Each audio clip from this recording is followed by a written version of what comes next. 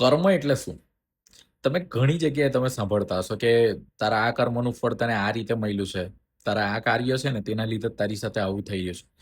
પણ તમને exactly idea છે કે કર્મ કેવી રીતે થાય છે અને કર્મ શું છે? જો આ નથી ખબર ને, આ વિડીયો તમારા માટે છે.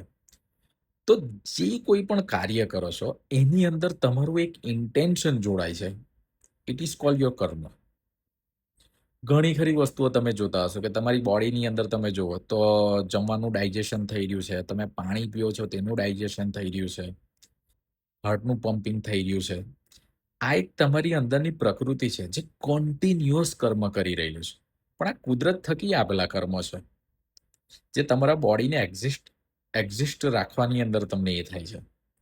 પણ જ્યારે તમે બહાર તમે કાર્ય કરો છો તો એની અંદર એક તમારો ઇન્ટેન્શન તમારા એ કાર્યની અંદર જોડાય છે ને એ જ ઇન્ટેન્શન તમારું કર્મ બને છે.